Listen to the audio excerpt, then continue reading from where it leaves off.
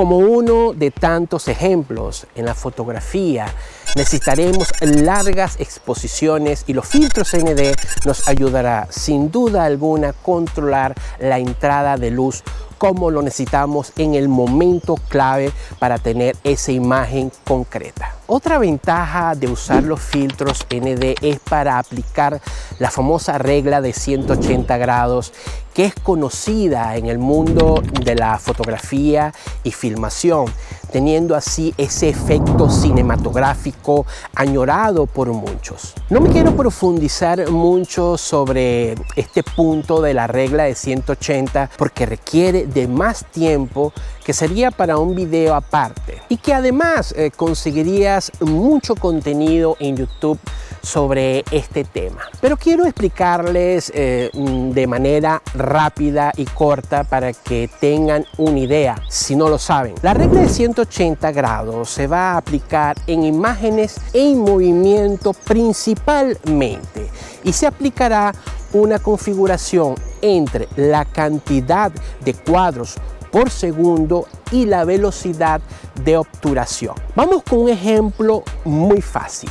Si estás grabando un video en 24 cuadros por segundo, que es el estándar usado en el cine y el que queremos de seguro, tendrás que configurar la velocidad de obturación a 1/48, si te lo permite la cámara de tu dron, o 1/50. Si grabas a 60 cuadros por segundo, configuras la velocidad de obturación a 1/120. Es decir, la velocidad de obturación será el doble de los cuadros por segundo que usamos. Una nota importante es de no olvidarnos del ISO y usar el más bajo posible. En el caso del Filmic 8S2020, su mínimo es 100.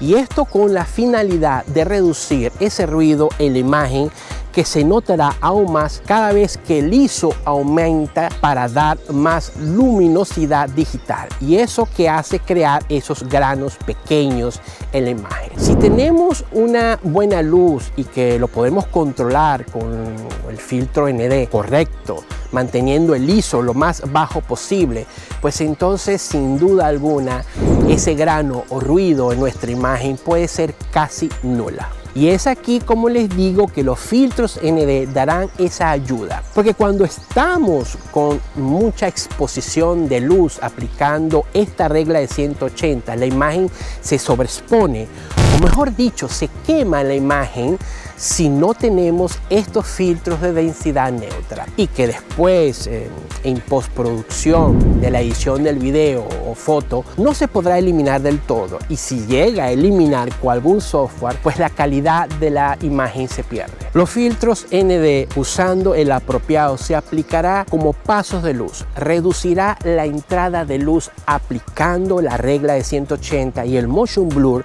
se notará dando esa imagen cinematográfica y que nuestros ojos captarán de manera real y natural esa imagen en movimiento. Ahora bien, después de explicar esto y diciendo usar el filtro ND apropiado, nos viene la pregunta de cuál usar en ese momento la luz apropiada.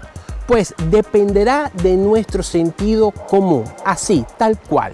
Si la imagen no tiene movimiento, para mí en lo particular los filtros ND no son necesarios, siempre y cuando tu dron tenga la opción de controlar la velocidad del diafragma o la apertura del diafragma. En la verdad, estos filtros ND es usarlos si lo vamos a dar provecho según esto que acabo de decir. Pero si los llegas a usar como un punto de partida y como recomendación, les digo lo siguiente. Por ejemplo, los ND4 los puedes usar en amaneceres o atardeceres no tan claros, con cierta luz, con una luz suave y con cierta nubosidad. Los ND8 podría aplicarse también para lo mismo, pero ya sería con más luz en aquellos amaneceres y atardeceres, con poca nubosidad, pero también podrías aplicar ya en un día soleado, menos intenso, pero con muchas nubes. Los ND16 ya sería para un día soleado, pero con muy pocas nubes. Los ND32 en estos filtros sería en aquella luz del día intensa con muchos reflejos, un día totalmente soleado con un cielo prácticamente libre de nubes. Después hay aquellos filtros ND64 para arriba, pero ya eso sería para más fotografías, en mi opinión. La práctica te llevará a escoger el filtro adecuado en la realidad, ya que estos filtros no son estándares porque dependerá, como te dije anteriormente, del tamaño de la lente de la cámara, del dron, de la calidad del mismo vidrio del filtro, así como su diseño, al cual fue diseñado, fabricado para la cámara del dron. Bueno, me despido, espero que esto le haya sido de provecho.